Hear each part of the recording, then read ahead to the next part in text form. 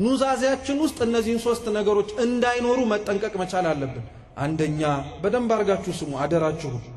ሰው ኑዛዜ ሲናዘዝ ምክንያት አልበኛ መሆን አለበት። እስኪ ምክንያት አልበኛ በሉ እንጂ በሉ ምክንያት አልበኛ መሆን አለበት። ምን ማለት ነው?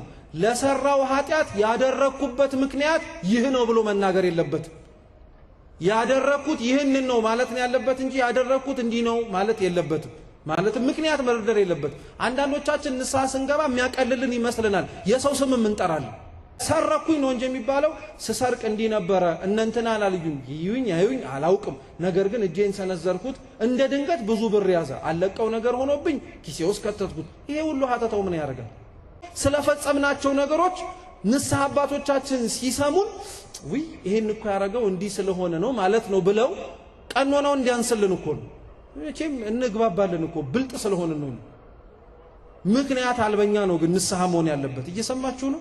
ጥሩ። ሁለተኛው ንስሐችን የትላንትና ጥሩነታችንን መጥቀስ የለበትም። እስኪ የትላንትና በሉ እንጂ ጥሩነታችንን መጥቀስ የለበትም።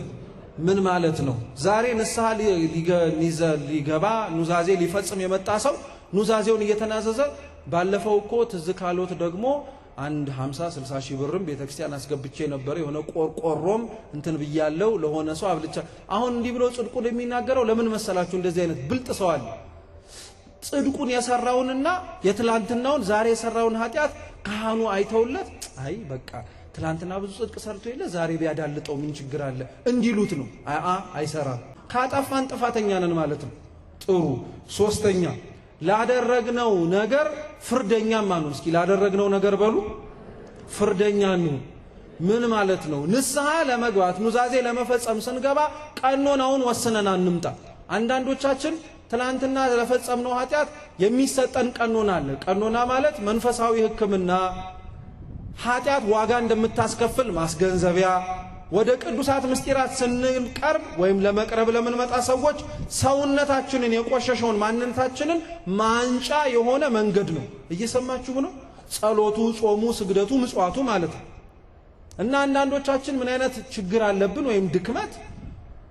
ትላንትና ንስሐ ኑዛዜ ስንፈጽም ለፈጸምነው የተሰጠን ቀኖና ይኖራል። እንዲህ አክል ስገድ፣ እንዲህ አክል አርግ፣ እንዲህ አክል አርግ፣ እንዲህ አክል አርግ ስንባል ያንኑ ኃጢአት ድጋሚ ስንሰራው ምን ይለናል ውስጣችን? አባ ትላንትናም 40 ነው ያሉኝ ዛሬም 40 ቢሉኝ ትላንትና እንትን ያሉኝ እንትን ቢሉኝ ቀኖናውን ወስኖት ይመጣል እና እንደጠበቀው ላይሆን ይችላል። ሲመጣ 100 ሲሉት እንዴ ምን ማለት ነው ይላል።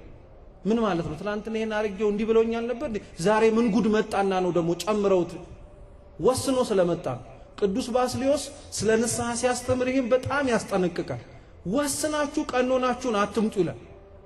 ፈውስ ሰጪው ምህረት ሰጪው ላጠፋነው ጥፋት ይህ ይገባችኋል ብሎ የሚሰጠንን ፍርድ የሚያውቀው ማንና ማን ብቻ ነው?